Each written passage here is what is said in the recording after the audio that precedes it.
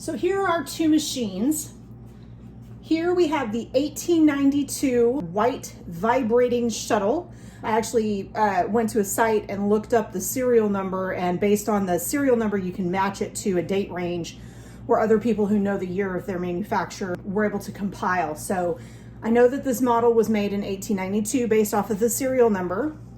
And here we have the White Rotary, and this one is a 1917 model. Based on the serial number, was manufactured in 1917. So very excited to get started on these. The vibrating shuttle, we had some issues, let's say.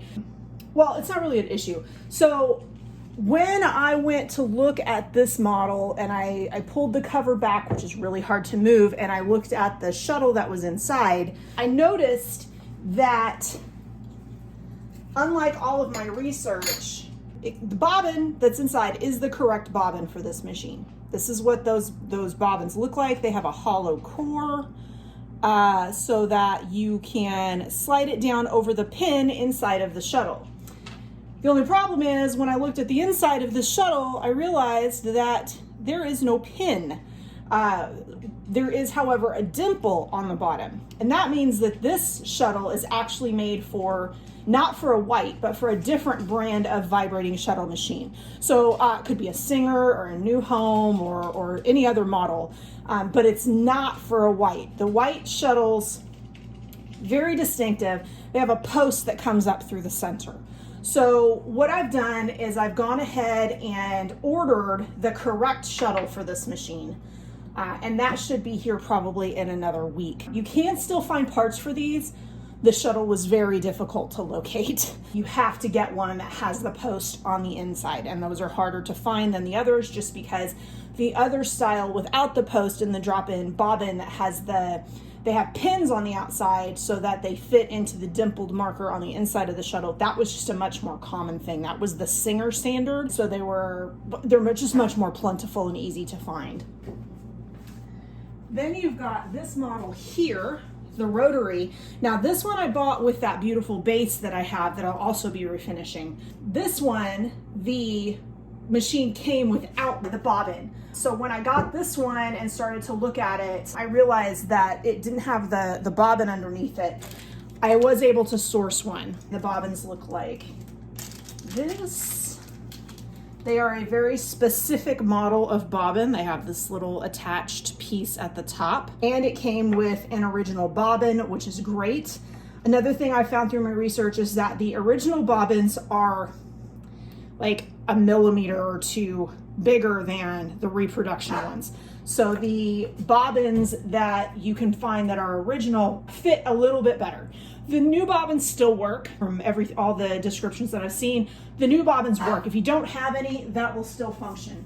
But if you could find an older bobbin, they do fit just a little bit better. So since I have all the parts, I have a belt that came in, I've gotten the machine oil, machine grease, just in case I need it, the metal cleaner, everything. We're gonna start with the 1917 model, which has really bad damage to the decals, so I kind of feel better about learning the whole process of cleaning and restoring the machine on this one. So we're gonna get started with cleaning.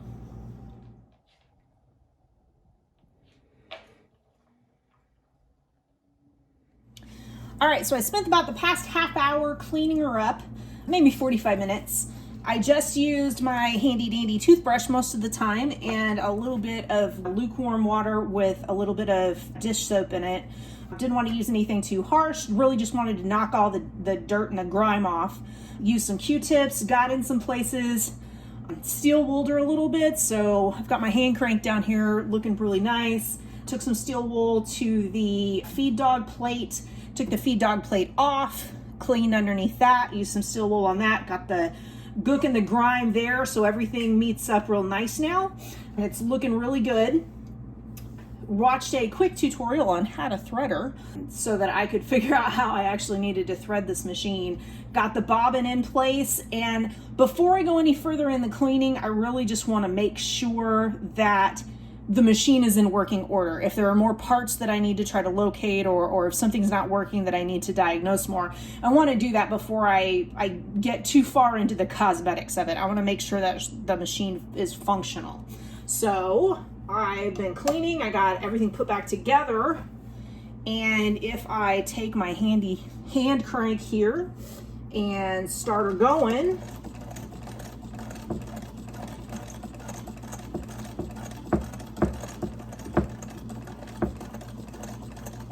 listen to how nice that sounds. She's moving really smooth. And if I look at my stitches here, I can't believe this. This is just so cool. She is stitching perfect. Black thread on the bottom, no white threads popping under. White thread on the top, no black threads popping up. That tension is perfect. 103 years old, and she is quieter and smoother than my $1,200 sewing machine that's sitting like a brick in my sewing room because the timing is off. So I am very excited.